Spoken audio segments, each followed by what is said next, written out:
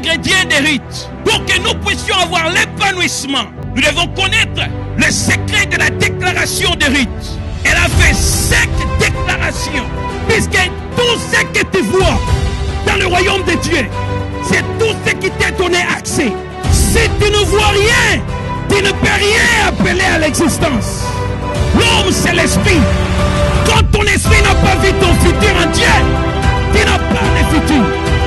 Quand l'homme voit quelque chose, il peut appeler ça à l'existence.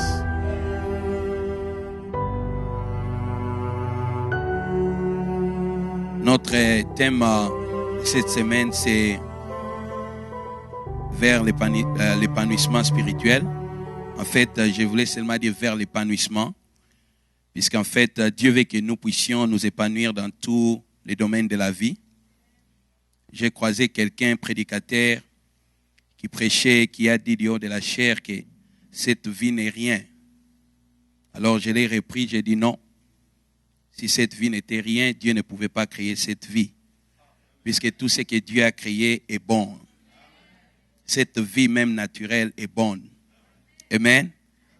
Mais elle dépend de la vie spirituelle. Nous sommes dans le livre de Ruth.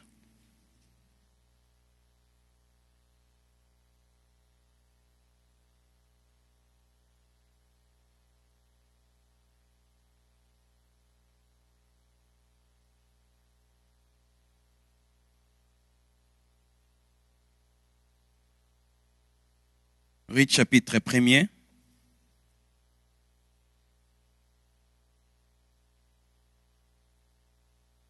Le verset 15 au verset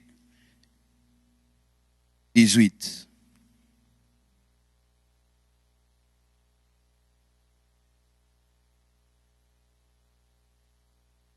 Luc 1er, 15 jusqu'à 18. J'ai seulement une Bible en anglais. Si quelqu'un a une Bible en français, il peut nous aider avec la lecture. Vous avez ça ici? OK, that's good. OK. Nous allons nous tenir debout et nous allons lire la parole de Dieu. La Bible déclare, Naomi dit à Ruth, voici ta belle-sœur est retournée vers son peuple et vers ses dieux. Retourne comme ta belle-sœur. Ruth répondit, ne me presse pas de te laisser, de retourner loin de toi. Où tu iras, j'irai. Où tu demeureras, je demeurerai. Ton peuple sera mon peuple et ton Dieu sera mon Dieu. Où tu mourras, je mourrai et j'y serai enterré. Que l'Éternel me traite dans toute sa rigueur si autre chose que la mort vient à me séparer de toi. Naomi, la voyant décider à aller avec elle, cessa ses instances. Disons Amen. Nous pouvons nous asseoir.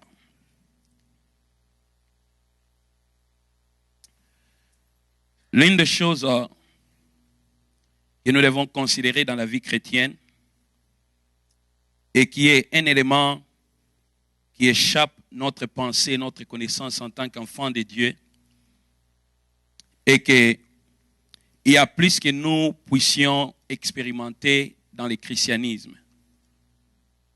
La rédemption nous a donné non pas seulement le droit d'aller au ciel, mais la rédemption nous a donné la capacité d'amener le ciel sur la terre. Puisque nous sommes sauvés, nous sommes en Christ, la Bible déclare que nous sommes devenus une nouvelle création. Nous sommes un peuple qui peut vivre sans limite, sans limitation. Nous sommes un peuple qui peut rêver avec Dieu au-delà de toute mesure. Puisque le Dieu qui nous a sauvés, c'est un Dieu de capacité illimitée. Et j'ai parlé avec un frère hier. J'ai dit, si Jésus réellement vit en nous, pourquoi est-ce qu'au devant des circonstances, les chrétiens sont bloqués? Pourquoi est-ce qu'il n'y a pas beaucoup d'épanouissement dans la vie chrétienne? L'apôtre Paul, quand il a écrit le livre d'Éphésiens, il a établi des éléments. Dans Éphésiens chapitre 1, je crois le verset 6 ou 8, il dit que nous avons été acceptés par les pères au travers du bien-aimé.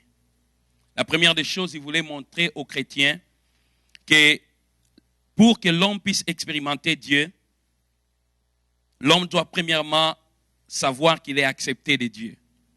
Puisqu'être accepté de Dieu nous donne la confidence. Et quelqu'un ne peut jamais entrer au ciel s'il n'a pas la confidence. C'est pourquoi Hébreux 4 dit, approchez-vous du trône de la grâce avec confidence pour que vous puissiez être secourus dans tous vos besoins. Quand vous approchez le trône de Dieu, la première des choses que le ciel veut voir, c'est la confidence. S'il n'y a pas la confidence, le ciel ne bouge pas. Alors, être accepté de Dieu nous donne directement cette confiance, cette confidence que nous avons, que nous lui appartenons. Puisque dans cet élément d'être accepté de Dieu, nous découvrons ce que nous appelons l'amour de Dieu. Et quand l'homme comprend réellement que Dieu l'aime, l'homme peut vivre une vie de surnaturel. Vous voyez que quand Jésus a fait des miracles, il a dit, tous ces miracles étaient basés sur le fait qu'il savait que le Père l'aimait. Devant les tombes de Lazare, il a dit, je sais que tu m'aimes et que tu m'as toujours exaucé. Puisque quand un enfant comprend que son Père l'aime, cet enfant n'hésitera pas à demander une chose à Dieu. Un jour, j'étais en train de demander à Dieu, j'ai posé la question à Dieu, j'ai dit, Seigneur, pourquoi est-ce que la plupart des fois j'ai prié sur 10 prières, tu as seulement exaucé 2? Et le Seigneur m'a demandé le 8 fois, tu n'as jamais demandé.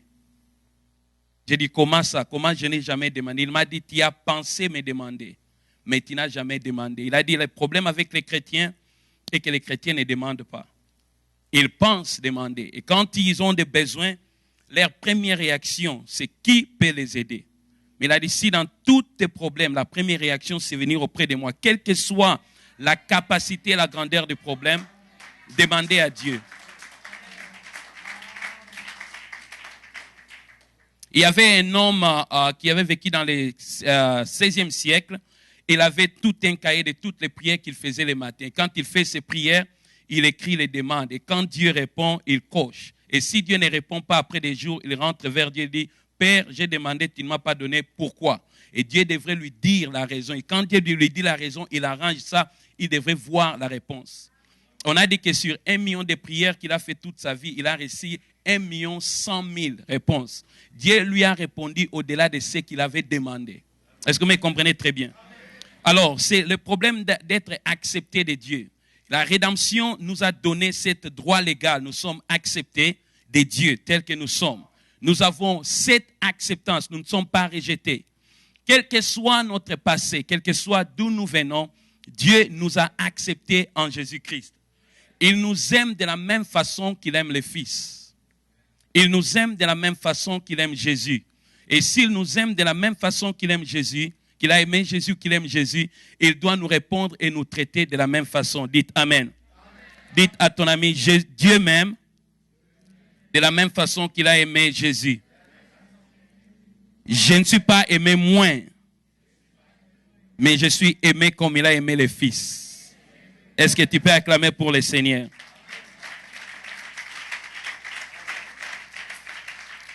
Alors, tu ne dois jamais te sous-estimer quand tu t'approches de Dieu. Il t'aime tel que tu es. Mais l'apôtre Paul ne s'est pas limité au lieu d'être accepté. Dans Éphésiens, je crois, 2:8, il dit que nous avons accès auprès du Père. Non seulement nous sommes acceptés, mais nous avons accès auprès de notre Père. Alors, la plupart des chrétiens vivent dans la dimension d'être acceptés. Ok, je vous avais aussi dit que quand je prêche, vous allez écouter beaucoup de choses que votre pasteur a prêché. Donc, je partage beaucoup avec lui. Je vole beaucoup de choses de lui. Amen. Amen. Alors, non pas seulement nous sommes acceptés de Dieu, mais nous avons accès auprès du Père. Dites, nous avons accès auprès du Père. C'est-à-dire que les anges, dans leur catégorie, dans leur fonction, ils n'ont pas le même accès que les chrétiens ont. Au ciel, il y a des protocoles. Les séraphins ou les chérubins ne peuvent pas adresser Dieu directement, puisque Dieu est si majestueux, si grand, si puissant, que pour que les anges puissent s'adresser à Dieu, ils doivent aller dans un protocole. Mais notre accès auprès du Père, je peux être en train de dormir ou en train de manger, je peux directement toquer la porte du ciel du Père, je vais te parler. Il va dire, ok, je t'écoute mon fils. Nous avons accès auprès du Père. Les hommes qui ont compris qu'ils avaient accès auprès du Père, comme John Knox, il a prié, il était le prophète d'Écosse. vers, je crois, le 11e siècle. Écosse était dans les ténèbres extrêmes. Cet homme avait compris qu'il avait accès auprès d'un Dieu qui avait la capacité de changer toutes les circonstances sur la terre. Il a prié à Dieu, il a dit, tu me donnes Écosse ou je meurs. Dieu devrait choisir entre la mort de son fils ou lui donner toute une ville. Et Dieu a choisi, il a dit, tu prends toute une ville. Et Écosse était tellement embrassée par le feu de Dieu que même la reine d'Angleterre pouvait dire, je perds de toutes les armées de la terre, je perds de la prière de John Knox plus que toutes les armes de la terre. Un homme, un enfant de Dieu qui avait connu, qui avait compris qu'il avait accès auprès du Père pour recevoir toutes choses. Beaucoup de chrétiens vivent dans cette dimension seulement d'être acceptés. Mais jamais ils activent leur capacité d'avoir accès auprès du Père.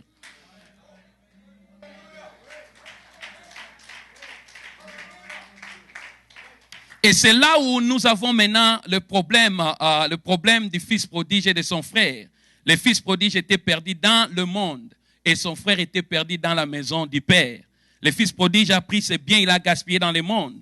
Et quand il est revenu, le Père a fait une fête pour lui et le grand frère a été fâché. Il a dit, moi j'étais avec toi, j'étais un bon garçon, mais tu n'as jamais fait une fête pour moi. Le Père a dit, non. Tout ce que j'ai dans la maison t'appartient. Donc, depuis longtemps, cet enfant vivait dans l'acceptance, mais ne vivait pas dans la dimension d'accès. Avec tout ce que le Père avait, il ne savait pas que cela lui appartenait. Et lui croyait que c'était en faisant du bien que cela pouvait activer l'amour du Père. Mais il ne comprenait pas que quand il était sauvé, quand le Père l'avait engendré, il était déjà aimé de son Père. L'amour de Dieu n'est pas réellement activé par ce que nous faisons. Il nous aime puisqu'il est amour lui-même. Est-ce que vous me comprenez très bien? Et quand j'ai commencé à comprendre que j'avais accès, le Père m'a dit, commence à prier des prières impossibles. Il m'a dit, ne me demande pas l'argent pour acheter la voiture. Il m'a dit, ça les païens peuvent demander. Il dit, demande-moi des choses qui sont impossibles. Des prières impossibles.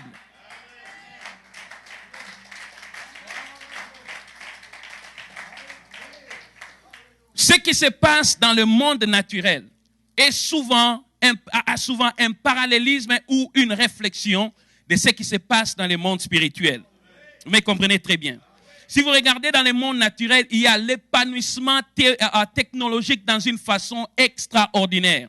Nous sommes partis de TV là, noir et blanc, et puis nous sommes partis TV en couleur, et puis nous sommes partis TV HD. Maintenant, nous avons 3D, 4D, 5D, et on aura des moments où il n'y aura plus de télévision, ce sera seulement dans l'espace vide. Alors, cette exploration, cette pénétration, ce développement ou épanouissement dans le monde naturel, c'est une réflexion, un message du développement qui se passe dans le monde spirituel. Nous avons une bonne visibilité quand nous regardons la télé, n'est-ce pas? Ceci veut dire que dans le monde spirituel, les chrétiens devaient avoir une visibilité absolue sur les choses du monde et les choses spirituelles. Dites amen avec moi. Puisque le monde s'épanouit sur le plan physique, ceci c'est une indication que dans le monde spirituel, les enfants de Dieu auront accès à des mystères cachés de tous les temps qui fera d'eux des leaders dans ce monde. Est-ce que vous me comprenez très bien?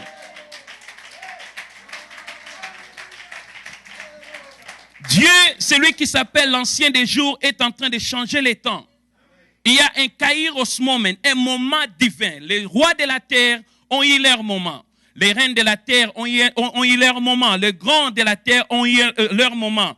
Mais c'est l'heure où Dieu appelle son peuple, de là où ils sont, de pouvoir s'élever et pouvoir rayonner sur la terre.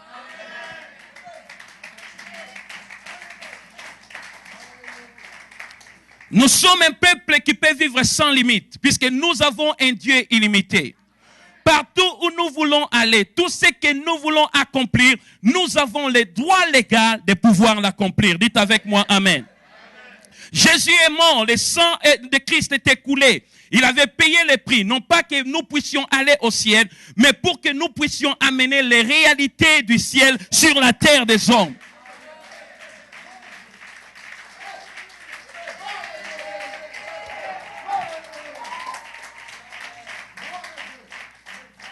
C'est l'ère d'un grand épanouissement spirituel. La musique chrétienne changera. La vie chrétienne changera. La façon dont les chrétiens sont en train de faire les affaires dans le monde changera. La façon dont ils sont en train de bâtir dans le monde changera. Vous savez, Dieu avait donné à Daniel ce que nous appelons niveau 10 onction. Il était à Babylone.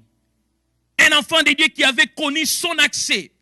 Quand le roi de la terre avait un problème pour résoudre un rêve, Daniel a fait un accès auprès du Père pour lui demander les rêves et son explication. Et la Bible déclare que quand le roi a fait asseoir tous les sages de Babylone, il a trouvé que Daniel était 10 fois plus intelligent que tous les sorciers et les magiciens de l'Égypte. Je sens l'Esprit de Dieu me dire qu'avant que nous ne terminions cette conférence, quelqu'un aura l'onction dimension 10.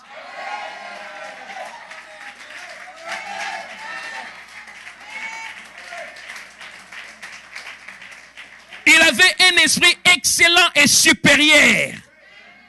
Quelqu'un, quand il va faire ses business, il va faire ça avec l'onction dimension 10. Les gens ne comprennent pas d'où vient cette sagesse. Cet homme n'a même pas une licence, mais comment est-ce qu'il peut raisonner dans cette capacité? C'est la part que la rédemption nous a accordée. Nous pouvons réussir et ébranler cette terre, cette ville de Québec, puisque celui qui est en nous est plus grand que celui qui est dans le monde.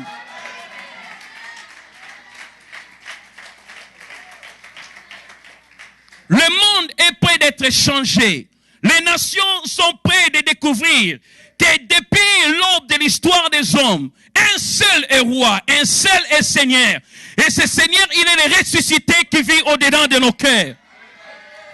Il ne vit pas au ciel, il vit au-dedans de toi pour un but de démontrer sur cette terre, de démontrer aux principautés et aux dominations la sagesse infiniment variée de Dieu.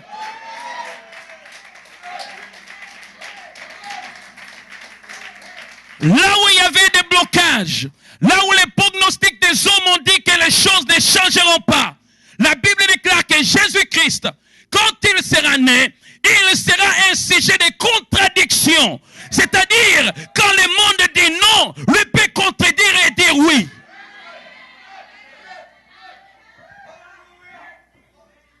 Je vois un épanouissement spirituel venir.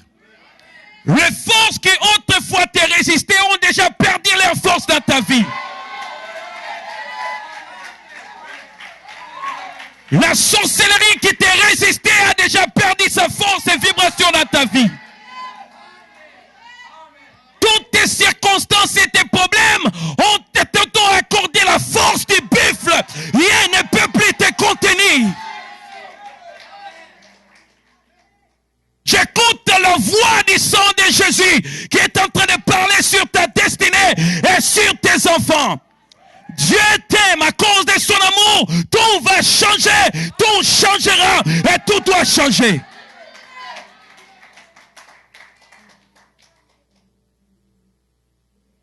Dites ta main avec moi.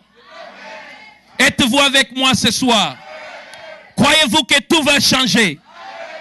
Croyez-vous que Dieu vous aime? Acclamons pour le Seigneur.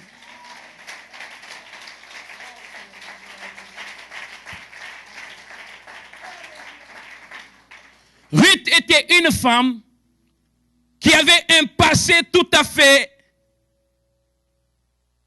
triste, puisque son passé, d'où elle venait, l'avait interdit selon la loi mosaïque de pouvoir expérimenter Dieu. C'était une femme dont la loi mosaïque avait dit toute Moabite ne pouvait pas entrer dans les sanctuaires. Elle vivait avec une limitation divinement imposée.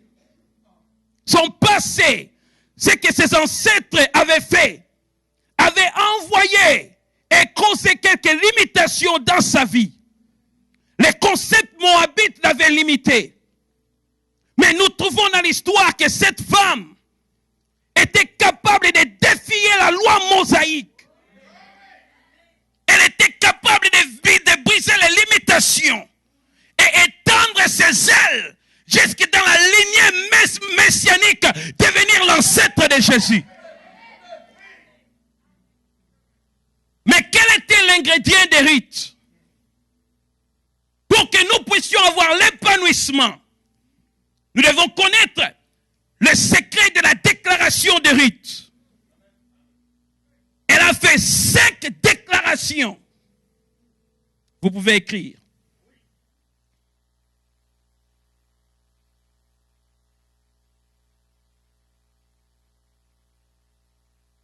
Cinq déclarations ou 5 éléments pour l'épanouissement spirituel. La première des choses, où tu iras, j'irai.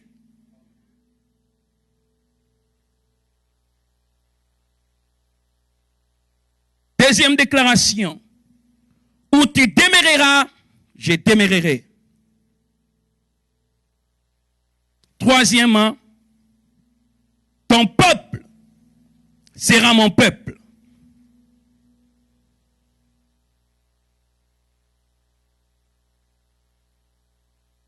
Quatrièmement, ton Dieu sera mon Dieu. Cinquièmement, où tu mourras, je mourrai. Suivez-moi très bien. Pour qu'il y ait l'épanouissement spirituel, l'épanouissement dans la vie. Puisque le problème est que quand nous vivons, nous devons avoir l'assèchement de là où nous sommes. Sommes-nous confortables de notre statut présent? Sommes-nous confortables de là où nous sommes avec Dieu ou dans notre statut social? Et Ruth a fait la première déclaration, où tu iras, j'irai. Pour qu'il y ait l'épanouissement, l'homme doit connaître où il va.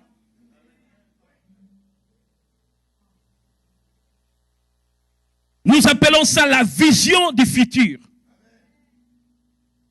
Où veux-tu aller? Demande à ton voisin, où veux-tu aller?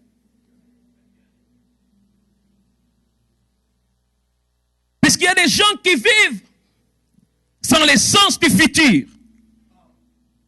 Ils ne savent pas où ils partent.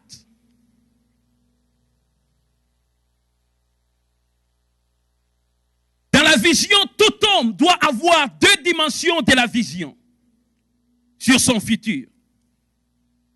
La première dimension, c'est la vision de ta vie spirituelle. La deuxième, c'est la vision sur ce que tu veux accomplir sur la terre. Est-ce que vous me comprenez très bien? Puisque la vie spirituelle, c'est là où ta vie terrestre, ta vie naturelle trouve sa force. Dieu créa premièrement les cieux et il créa la terre.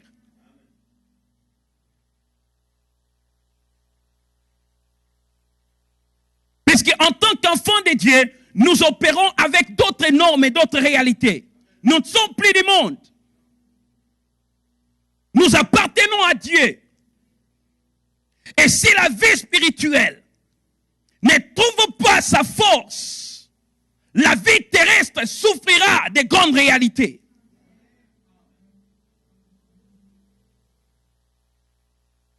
La raison pour laquelle beaucoup de chrétiens sont limités et bloqués, c'est parce que leur vie spirituelle n'a pas de direction. C'est limité quelque part. Ils n'ont pas une vision d'avoir ce que nous appelons une expérience avec Dieu. Tout chrétien ne peut jamais être un grand témoin de Christ si le chrétien n'a jamais eu une expérience personnelle avec Dieu. Et cette expérience, le pasteur ne l'aura pas pour vous. Puisque le voile du temple a été déchiré pour que vous puissiez avoir accès auprès de Dieu vous-même. Tout homme que Dieu appelle, Dieu a commencé premièrement à se révéler dans la vie de cet homme d'une manière particulière. À Adam, il venait comme étant l'ami intime dans la soirée dans le jardin d'Éden. À Enoch, il marchait avec lui tous les jours. À Abraham, il est apparu comme étant le Dieu de gloire. À Moïse, c'était l'expérience du buisson ardent.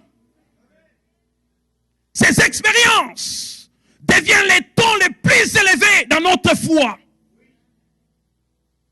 Un chrétien sans expérience, c'est un chrétien qui a une facilité de vivre dans des doutes extrêmes vis-à-vis de Dieu. Puisque c'est seulement ce que nous avons vu de nos propres yeux que nous pouvons partager avec le monde. Ce que tes yeux ont vu, personne ne peut enlever cela.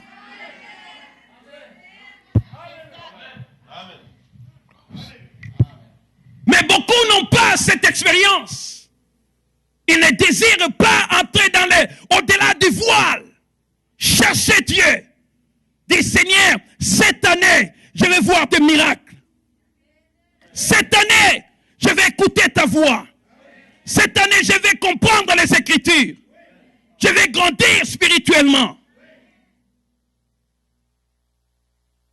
Puisqu'en réalité, sans Dieu, sans cette vie spirituelle qui coule en nous, toute abondance terrestre deviendra médiocre.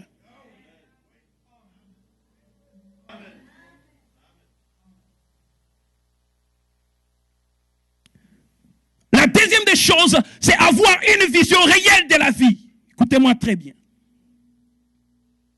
Le futur ne vient jamais. Votre futur n'est pas au-devant de vous.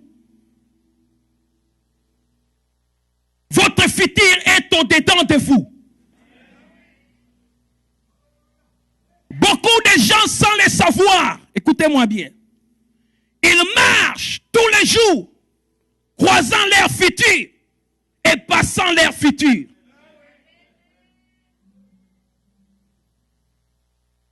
Ils croient en fait que leur futur, ça sera dans 5 ans, ou dans 10 ans, ou dans 20 ans, ou dans 30 ans.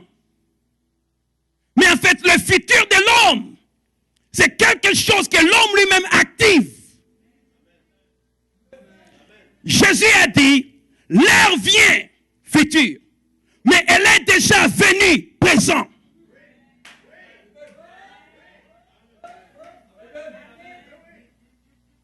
Je vis des gens s'asseoir dans leur maison, ne rien faire dans la vie, souhaitant, oh, dans 5 ans, 20 ans ou un jour, je deviendrai millionnaire. Ils sont en train de rêver d'un futur. Mais il y a des gens qui ont compris que le futur peut être aujourd'hui. Je peux entrer dans mon futur aujourd'hui avec Dieu. Puisque Dieu vit dans l'espace de l'éternité. Là où il n'y a pas de distance. Là où Dieu est. Et 100 ans, il n'y a pas de distance. Hébreu dit que les chrétiens ont reçu la puissance des âges à venir. Ils ont la force en eux de pouvoir se lancer dans le futur. Prendre une chose et amener ça dans le présent.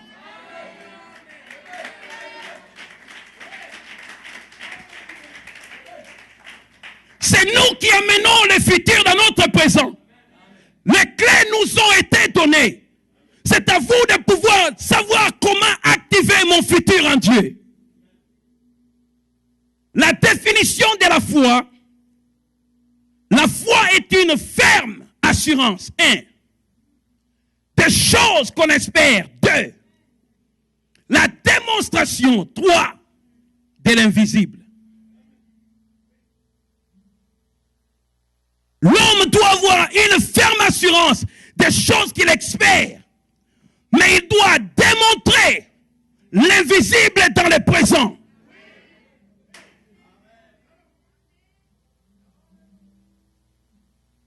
J'ai vu 2 personnes avoir le même rêve. Une personne accomplir son rêve dans une année. Et autre, après 10 ans, il continue toujours à rêver.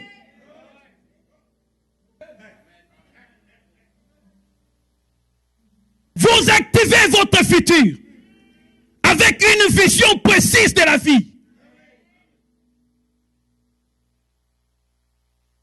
Vous êtes avec moi?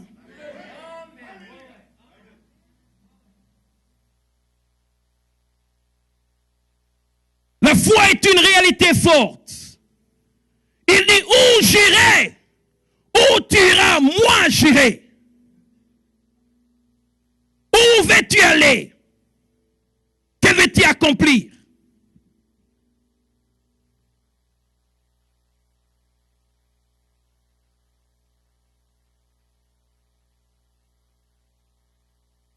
En Dieu, nous pouvons tout devenir. En Dieu, nous pouvons tout accomplir. Tout est possible à celui qui croit. Dieu m'a dit, le problème est que le chrétien ne croit plus au futur. Ne croit plus aux exploits. Or, la Bible déclare qu'avec Dieu, nous ferons des exploits. Quels sont les exploits que tu veux faire avec Dieu sur la terre des hommes?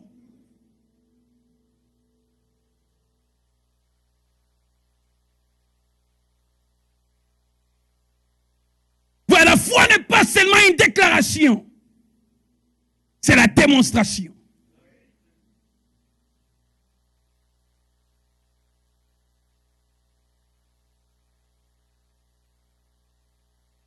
Vous êtes avec moi?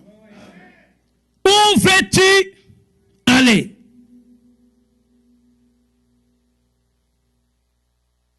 Où veux-tu aller? Quels sont les exploits sur la terre que tu veux accomplir? Puisqu'en fait, sur la terre, nous sommes les bras de Dieu, le pied de Dieu, les yeux de Dieu.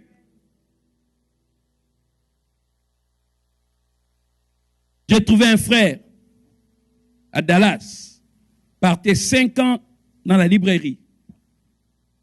Et ce qu'il faisait, c'était seulement regarder des documentaires. 4 heures, 6 heures de temps par jour. Et je l'ai croisé un jour, je partais déposer quelqu'un à la librairie. Je lui ai demandé, je l'ai vu 1 fois, 2 fois, 3 fois. Et je lui ai demandé, ça fait combien de temps que tu viens ici? Parce que je viens ici, je passe 5 heures, 6 heures, je n'ai rien à faire à la maison. Je passe 6 heures de temps. Je suis ici, ça fait 5 ans. Je lui ai demandé, tu travailles? Il dit, je travaille dans une manufacture, là, on ne paye même pas bien, $8 à l'heure. Et je lui ai dit, tu aimes ça? Et je lui ai dit, tu sais que si tu ne fais rien, dans 5 ans, tu seras à la même place. Je lui ai dit, si tu prends 5 ans à la librairie, 6 heures de temps par jour, tu transportes ça à l'université, devant un professeur pour apprendre, tu pouvais avoir 2 maîtrises et changer ta vie. Tu vois, les gens ont la foi, mais c'est une foi morte qui n'a pas la vie. Écoutez, je voulais être un écrivain très fort toute ma vie. Quand je suis arrivé en Amérique, c'était l'anglais. Je viens d'un pays francophone. Mais je voulais être parmi les grands écrivains. Qu'est-ce que j'ai fait? C'est là où je voulais aller. Qu'est-ce que j'ai commencé à faire? J'ai commencé à démontrer cette chose invisible. Ce livre que je voyais dans ma pensée. Ce futur que je voyais. J'ai commencé à l'appeler par force. Et qu'est-ce que j'ai fait? J'ai pris d'autres écrivains. J'ai commencé à lire, à étudier comment ils écrivent. J'ai étudié le style d'écrire seul à la maison. Pendant que je le faisais, dans le monde spirituel, quelque chose s'est passé. J'étais en train de rapprocher mon futur par force. Le royaume des cieux appartient aux violents et ce sont les violents qui s'en emparent. Dieu ne vous donne pas le royaume sur un plateau. Il vous montre le royaume, il dit que les violents aillent s'en emparer.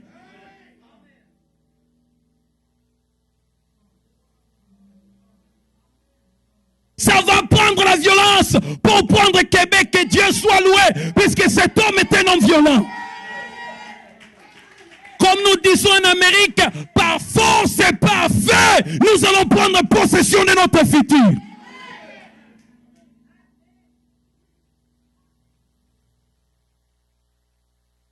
Les gens pensent à un futur. Mais ils ne démontrent pas la foi qu'il y a un futur.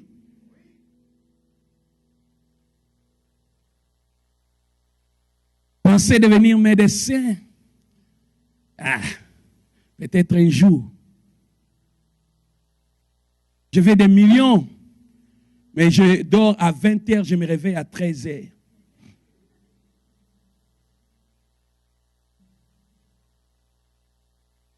L'un des esprits que l'ennemi a jeté sur les chrétiens, c'est l'esprit des stupeurs. Dormir pendant qu'ils vivent.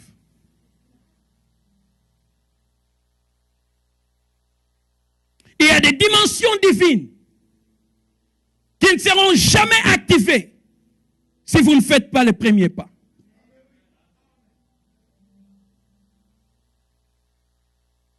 Puisqu'en Dieu, il n'y a pas de montagne si forte que Dieu ne peut pas bouger. Et j'ai toujours dit dans ma destinée, si la montagne est très forte pour être bougée, je vais escalader cette montagne. Et en montant, marchant sur la montagne, tu es en train de piétiner aussi sur la montagne au même moment.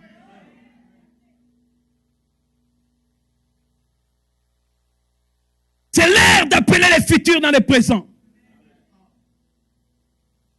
Vous voyez, hein? Il n'y a pas de choses qui n'existent pas. Puisque la Bible dit Dieu appelle à l'existence les choses qui n'existent pas. Mais pourquoi on dit les choses qui n'existent pas? Puisque moi j'ai toujours dit il y a l'invisible, l'invisible, l'inexistant et l'existant. L'homme peut appeler à l'existence n'importe quelle chose.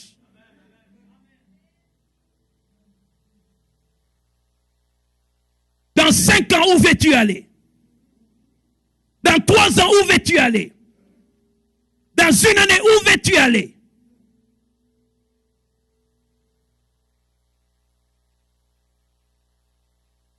Vous êtes en train de m'écouter. Ce qui tue les gens, c'est la manque de courage.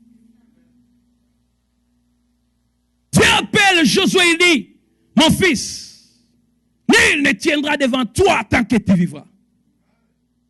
Je serai avec toi comme j'étais avec Moïse. Tout lieu que foulera la plante de tes pieds, je te les donne en possession. Mais il dit, mon fils, aie seulement courage. Il voulait dire à Josué, sur la terre des hommes, tu n'as pas d'ennemi dans tout ce que tu veux accomplir. Même les sorciers qui nous attaquent, ils n'ont pas la force de nous arrêter. Même le système économique n'a pas la force de nous arrêter. Puisque à la fin du jour, quel que soit le nombre des ennemis, la dernière décision d'abandonner, ça t'appartient à toi seul.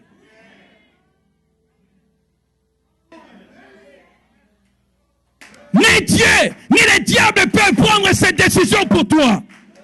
C'est toi-même qui dis, j'abandonne. Mais Dieu m'a dit, fils, si l'homme n'abandonne jamais, l'homme n'échouera jamais.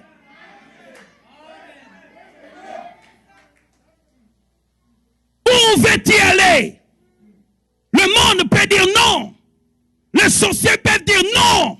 Mais si l'homme croit à ce que Dieu a dit, ce que Dieu a dit se passera.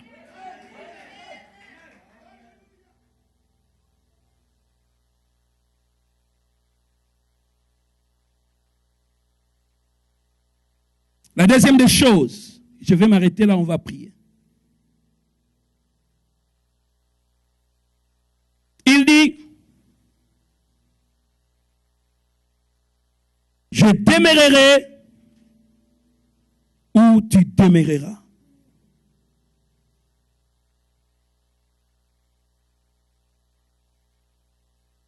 Pour s'épanouir, vous ne pouvez pas demeurer dans votre passé.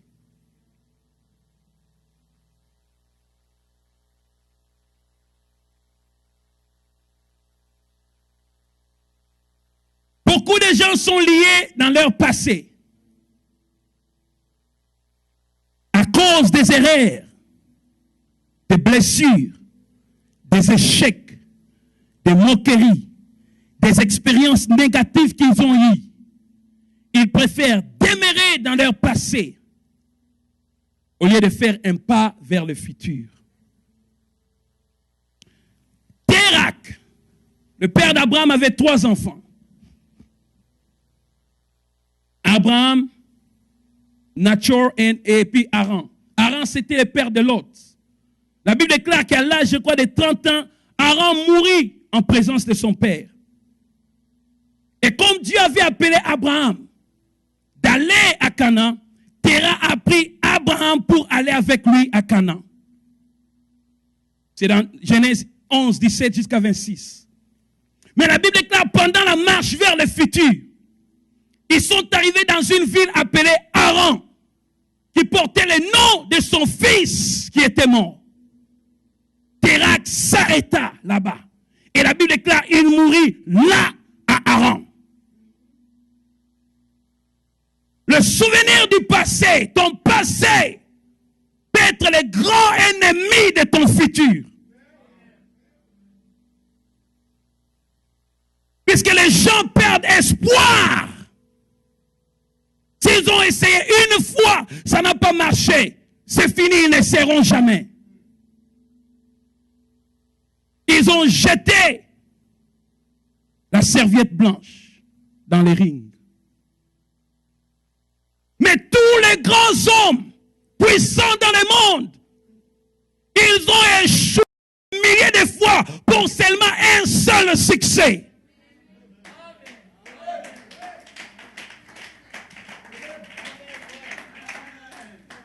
Abraham Lincoln a presque échoué toutes les élections de sa vie avant de devenir l'un des grands présidents des États-Unis. L'aventure de la vie, ce n'est pas essayer aujourd'hui et réussir demain. C'est essayer, vous échouez, vous apprenez, vous essayez encore, vous échouez. Un jour, Dieu vous croisera au moment opportun.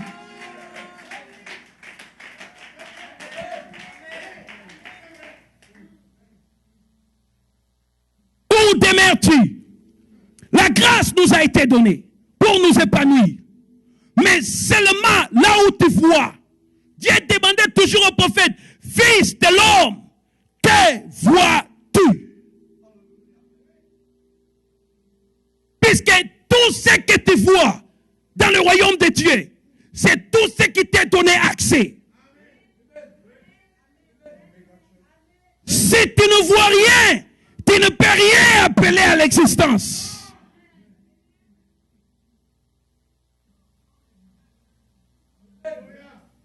L'homme, c'est l'esprit.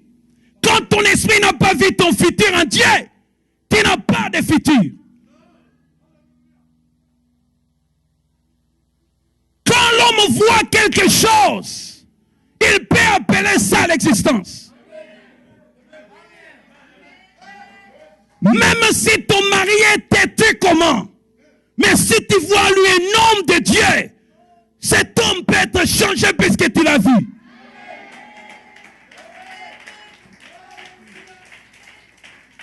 Que vois-tu? Si tu vois seulement le malheur viendra.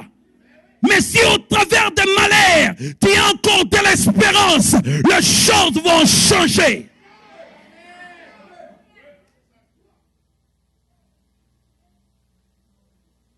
Ma grande sœur m'a appelé de l'Afrique du Sud, son fils, Oken, est turbulent parmi tous ses enfants. pleuré. On l'a renvoyé au pays chez nous, au Congo. Ça n'allait pas. J'ai appelé les garçons, j'ai parlé avec lui, ça n'allait pas. Un jour, ma sœur m'a appelé et j'ai activé la vision du futur. J'ai dit, Seigneur, je vais voir avec les yeux de Jésus pour le futur de cet enfant. Et Dieu m'a montré, il prêchait. Pendant que ma sœur pleurait, moi j'ai riais. J'ai dit, ton fils sera un serviteur de Dieu. 6 mois après, les garçons se réveillent le matin. Il dit, partons à l'église. Ma sœur m'avait dit qu'elle n'avait pas d'argent pour mettre le carburant dans sa voiture. Mais ils ont essayé de trouver. Elle m'a appelé le matin. Ok, elle m'a dit d'aller à l'église. Il dit, allez-y. Et ils sont partis. Elle m'a dit, le prédicateur n'a rien prêché de bon. Les gens dormaient. Et quand ils sont sortis, ils ont parqué devant un restaurant, je crois que c'était un store, une boutique là. Les jeunes filles sont entrées, il est resté avec ma sœur, elle a regardé ma sœur, elle a dit, je vais servir Dieu. Ma sœur croyait comme si c'était de la blague. Elle a dit, allez m'acheter les cassettes de Bénin. On lui a acheté des cassettes. Elle a dit, tu dois m'inscrire à l'école biblique. On l'a inscrit. Ma sœur m'a dit, non mais c'est ça, c'est que nous avons vu et appelé à.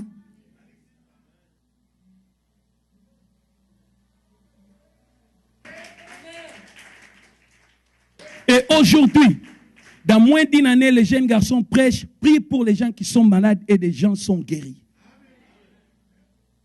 Le royaume de Dieu, là où vous êtes assis maintenant, vous êtes assis dans le royaume.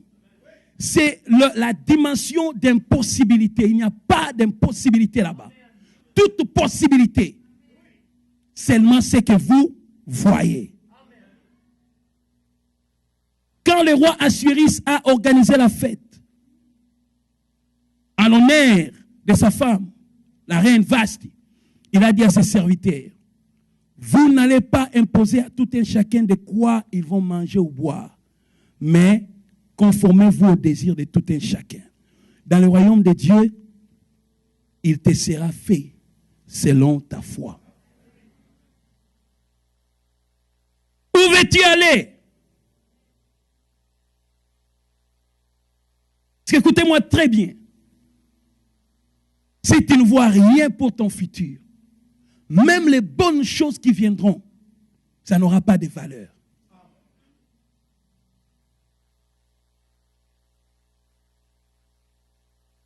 Les gens ne voient rien. Ils ne savent pas où aller. Et à cause de ça, beaucoup de chrétiens mourront, craignant Dieu et chantant Alléluia. Et ils partent au ciel pauvres, malades, brisés, déçus, avec des dépressions. Et quand ils entrent au ciel, les anges vont dire, tu n'as même pas une maison ici au ciel. Tu vas vivre dans ces garages-là. Écoutez, Pierre a demandé à Jésus, tranquille Jésus, nous avons tout abandonné pour te suivre. Mais je ne vois pas clair dans le futur. Prêcher matin, soir.